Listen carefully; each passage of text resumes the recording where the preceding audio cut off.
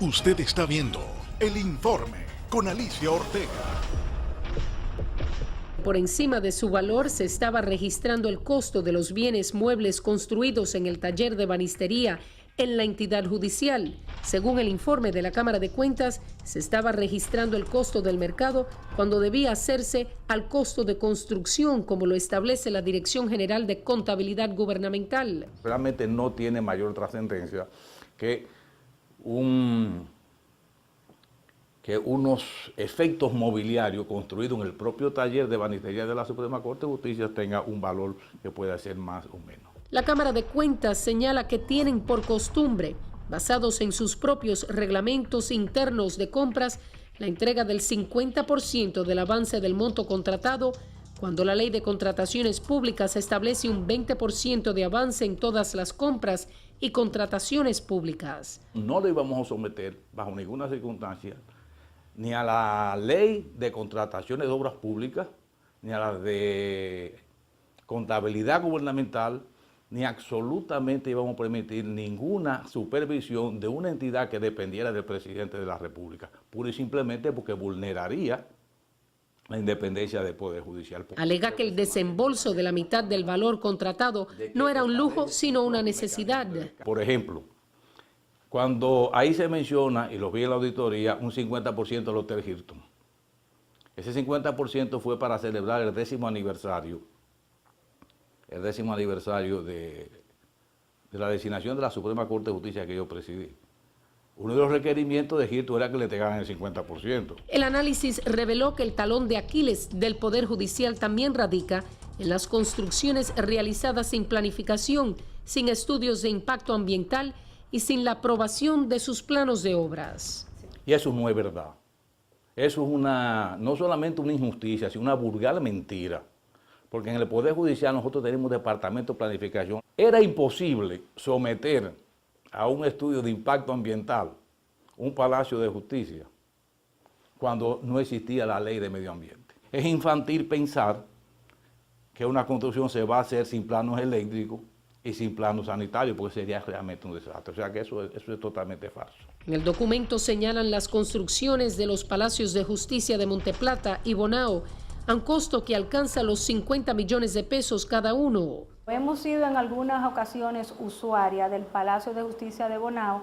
Yo diría que también ahí se vulneraron las normas de la cohabitación interna por el calor excesivo que hay en ese Palacio de Justicia. La idea era dotarlo de aire acondicionado, pero al Poder Judicial que yo presidí tuvieron 5 años sin aumentar un centavo. No puede la Cámara de Cuentas cuestionar lo que es la comodidad o no de un local. Lo que tienen ellos pura y simplemente es determinar si hubo desviación o no de fondo. La auditoría resalta que estas obras se incrementaron en un 50 y 100% de su valor inicial.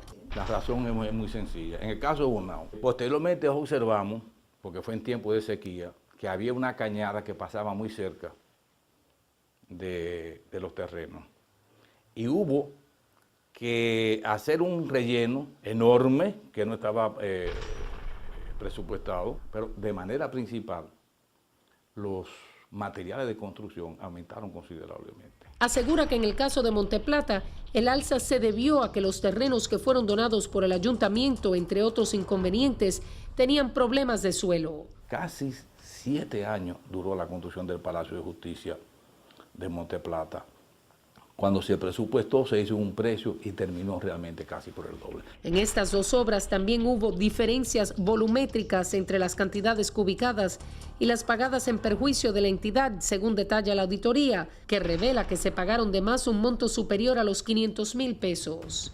Yo quiero que me diga alguien si en materia de construcción 525,000 pesos en un país de tantos ladrones como hay y de tantas sobrevaluaciones, que me diga alguien que 525,000 pesos es una suma significante. Un peso de más del pueblo dominicano es quitarle nuestro pan, es quitarnos el derecho a la salud. No entendemos cómo es que se paga de más sin justificación. Lo que quiero decir es que 525,000 pesos a una persona que manejó 40,000 millones de pesos, como el doctor Jorge Subero Isa, yo creo que es una cifra que yo no estoy en capacidad ahora de poder justificar porque realmente no la tengo los documentos a mano. Posteriormente, Subero Isa explicó que la suma de más obedece a un impuesto que no sabían cómo retenerles a los contratistas, asegurando que en busca de asesoría enviaron una comunicación a la Dirección General de Impuestos Internos, pero nunca recibieron respuesta. La auditoría de la Cámara de Cuentas además establece que el Poder Judicial mantuvo en nómina y realizó pagos por el monto de $1,058,000 pesos a funcionarios y empleados luego de haber renunciado a sus puestos de trabajo. No debe ser, si es una práctica, es condenable. Contar con empleados que cobran y no trabajan. Con salarios que van desde 11,000 hasta 60,000 pesos, un total de 8 personas permanecían en nómina, algunas hasta año y medio después de haber renunciado al cargo. Eso ocurría con mucha frecuencia. Esos cheques fueron cobrados, fueron debidamente recuperados o reintegrados por el Poder Judicial, por lo menos en el tiempo que me correspondió a mí. O sea, no tuvo merma, no hubo pérdida de parte del Poder Judicial. La investigación también determinó que 11 pensionados de otras instituciones ejercían funciones en el Poder Judicial. ¿Y qué se iba a hacer con esas personas después que estaban puestos? Tirarlo a la calle. Era un problema ético que no correspondía al presidente de la Suprema Corte. Es una situación que debe de corregirse. 60 empleados del Poder Judicial, que al mismo tiempo figuran en las nóminas de otras instituciones, fue otro de los hallazgos. La mayoría son docentes que trabajan en el Ministerio de Educación, la mayoría son alguaciles que no requieren de esas condiciones.